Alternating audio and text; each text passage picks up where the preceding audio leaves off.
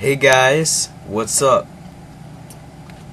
Right now, this is probably going to be my most extensive review because I have two movies. Because one of them I had 4 movies, and one of my reviews I had 4 movies, but this is still probably going to be my longest review. First off, I went to the midnight premiere of Transformers 3: Dark of the Moon.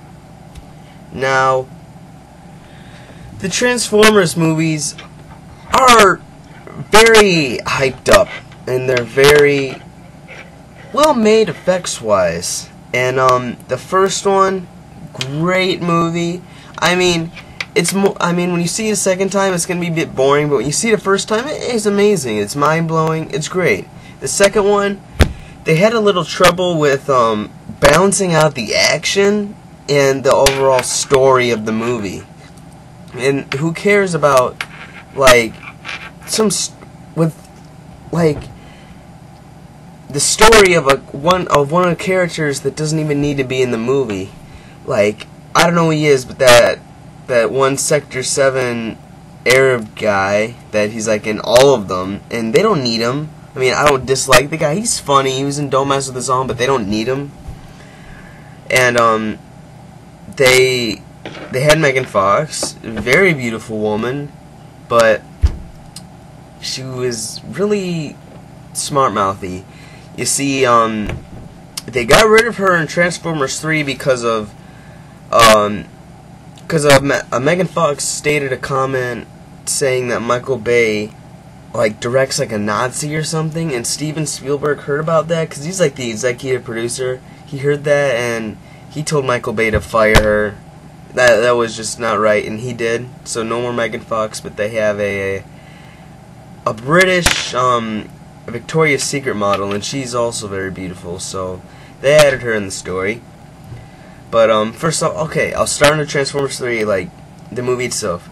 The story is about the government. In Apollo 11, they found this old Autobot ship that crashed during the war from Cybertron, when Cybertron was fighting, and it crashed recently, and it had Sentinel Prime, the frickin' Albert Einstein of Autobots, but he can also fight really well. But they find him and they bring him back, and there's all this Decepticon plot to take over the world, blah blah blah. And they're trying to make the humans slaves so they can rebuild Cybertron and But to go on from there, the story, the story wasn't terrible, but it was annoying because the transitions that it used from action sequences to overall story of just the love sequences and of Shia LaBeouf's story with his parents, the girl he loves. I mean, it's not necessary. Transformers is a mindless type of movie. You see, I mean, I would understand if if they gave it a whole other feeling of Transformers, if it wasn't fighting all the time, and if it was just the story of robots with them. But no, Transformers is about mindless action and shooting and women and cars and explosions, Michael Bay, blah blah. That's what these movies are about.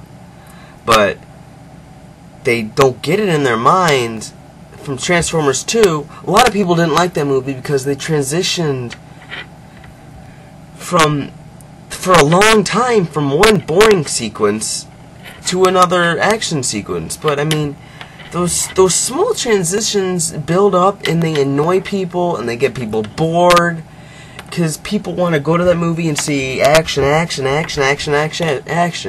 mean, I can't speak for the whole crowd, but that's most of the crowd. That's my part of the crowd. That's the crowd that most people go to the movies to see, action.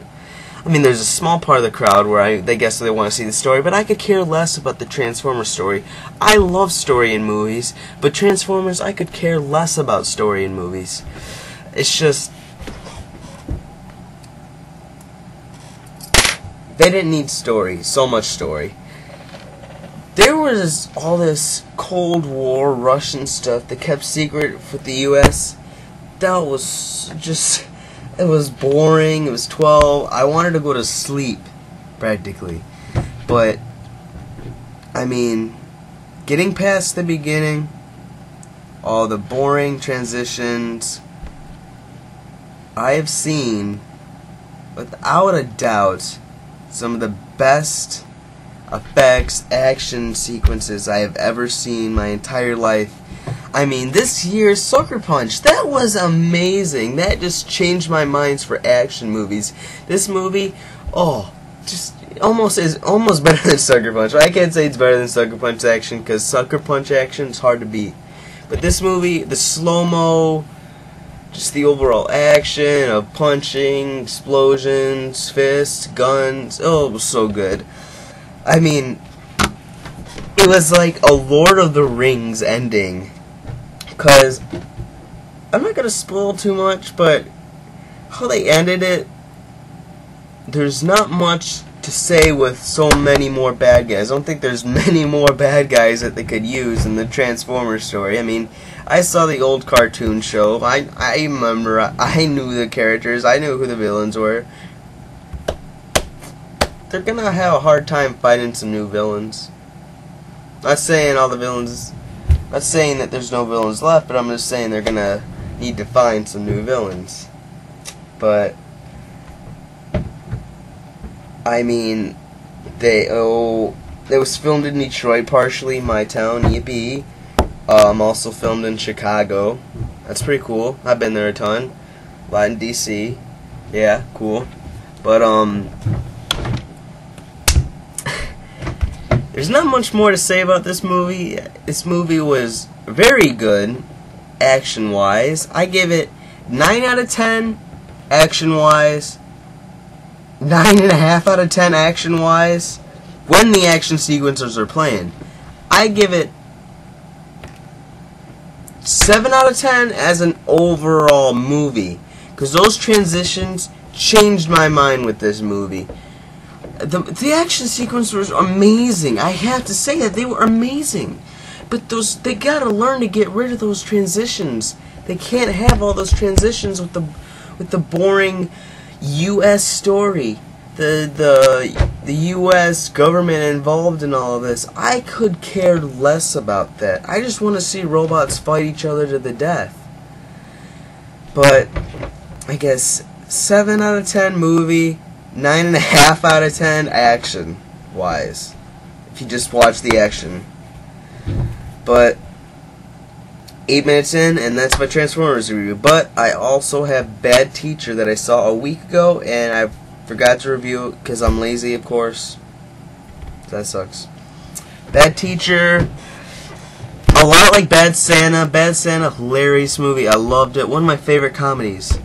Billy Bob Thornton, the little midget black guy, I mean, they're a great team, great funny. Thurman Merman, the little fat white kid, he's hilarious. Bad Teacher, on the other hand, it wasn't laugh out loud funny all the time, but it was very funny. Yeah, there was hilarious scenes.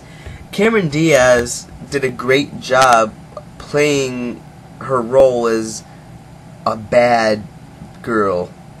They had Jason Segel and Justin Timberlake. Justin Timberlake, I don't want to offend people, but he was an FAG, and the whole movie was just about Cameron Diaz saving up money to get breast implants to impress Justin Timberlake. And just Jason Segel is a side character, but he's been a bit more of a side character. The gym teacher, he's funny. They had this, I forget her name, but there's this red-haired girl that, plays Miss Squirrel. The weird, pepped up, happy teacher and stuff. And she did a good job playing that part. But, overall, I also give this movie a 7 out of 10. Because, I mean... It wasn't a great movie, but it was a good movie. I was entertained. I came to see a funny movie. I saw a funny movie. That's what I felt about it. I already talked so much about Transformers. I can't say too much about Bad Teacher. It's not in my mind right now, but I mean, I recommend both movies, both great films. They're gonna be in my mind forever. I like Bad Santa better than Bad Teacher, but just I guess that's about it. So, two great movies. Transformers, they both get the same reviews, but Transformers, if you just look at action-wise, like I said, 9.5 out of 10. Well, my most extensive review and my best review. So, I'll see you later. See both of those movies, especially Transformers. See ya.